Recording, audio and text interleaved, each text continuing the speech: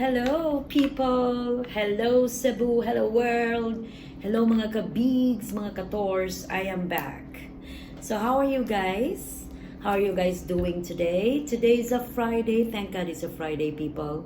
And kung kumusta, tinatanong niyo naman ako kung kumusta ako, I'm fine guys. Alam ko na yung last video ko medyo sad yun kasi nga umiyak ako. And I decided to just delete that video guys kasi wala lang, gusto ko lang ang yung mava-vlog ko sa inyo, yung mga masayang moments ko na lang guys. Ayaw ko na lang i-share sa inyo yung mga sad moments ko kasi to protect din also sa privacy ko, privacy ng family ko. So, better na rin ganito. So, as the title itself guys, maging positive lang talaga ako kahit ano pa man yung nangyayari sa buhay ko. Alright? And thankful din ako guys kasi andyan yung family ko who's always been very supportive of me, my husband, my kiddos, my ate, kudos, shout out to you Ate Angie for always being there for me every time nadadapa ako guys. Andyan talaga yung family ko. Sila talaga yung sandigan natin.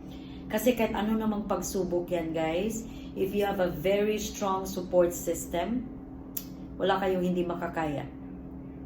And so sa problema ko ngayon, ang kailangan ko lang talaga is adjustment.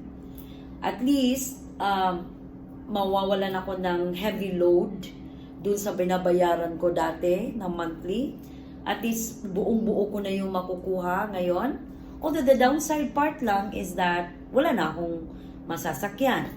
Pero, who knows guys, within this year or next year, probably, God will again bless me and my family with another sasakyan. Hindi man yun brand new, pero at least may magagamit kami, di ba? And so, a lot of things guys have really, made me realize. One is that you need to have a strong faith ni God. Why? Because in everything that I have been through, wala guys, lang talaga, sinurrender ko lahat kay God. Kasi alam ko, at the end of the day, God works miracles. God uses instruments through other people who will touch our hearts, who will be there to support us, to help us through the way. Number 2, guys, is that He gave me a very supportive family. Hindi man kami mayaman kasi may nakita akong comment kasi doon sa video na yun guys na mayaman ka pa naman tingnan. Guys, wag niyo naman ako i-judge. Kasi looks can be deceiving. Hindi ko kasalanan kung mukha akong mayaman, people. But hindi niyo kasi alam ang mga pinagdadaanan namin. Kaya nga it was better for me na lang to remove the video nga. Kasi alam ko, marami talagang magtatanong. Maraming, maku-curious kung bakit nagkaganon, especially dun sa mga tao na hindi naman ako kilala. So, second na yun na yung family ko, to have a very supportive family. Isa din yun na I am truly blessed. Number 3 guys is that I have a work. Pasalamat talaga ako guys na kahit sa pandemic na to, nagkaroon pa rin ako ng stable na trabaho. Kasi alam nyo, a lot of companies have closed down na, di ba?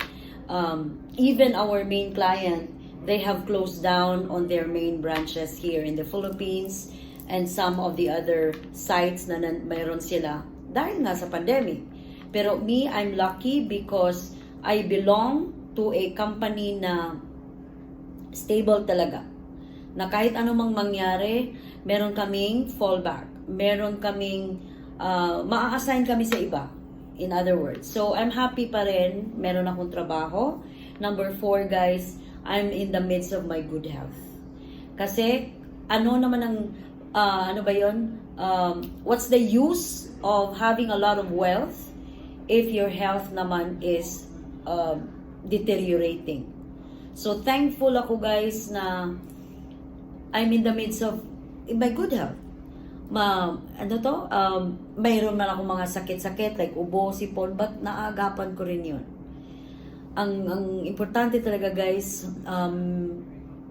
ay meron akong ano ba to, yung state of mind ko, yung state of health ko is very okay. So kasi yung pera guys, papasok lang naman yan eh. Secondary na lang talaga yan guys, pag nagsipag ka lang. Kaya nga, aim ko nga this year na ma-monetize na talaga ako ni YouTube kasi alam ko matagal pa eh. Kahit na-monetize ka nga. Yung ibang channels, ang tagal na na-monetize pero hindi pa nakakatanggap ng sweldo ni YouTube. So matagal talaga. But, kung hindi ko rin naman ako gagawa ng paraan para mag-improve, mag-increase yung ano ko, yung subscribers ko, yung watch hours ko, eh lalo din ako hindi mo-monetize, di ba? So in other words guys, positive lang talaga. Positive thinking lang talaga ang dapat nating pagtuunan ng pansin. Kahit na nadapa man tayo, kahit na nagkaroon man ng unos ang mga buhay natin, people, just stay positive. Hand it over to God. Kaya yung kantang, cast your burden upon me. So yun guys, tugmang-tugma yun talaga sa nangyayari sa buhay ko. But then again, at the end of the day guys, it's really how you live your life. Kasi sabi nga, ang Diyos daw, tutulungan ka niya. Pero ikaw din mismo na tao, kailangan mo rin tulungan ng sarili mo. So, kayod lang talaga tayo ng kayod guys, pero hinay-hinay lang.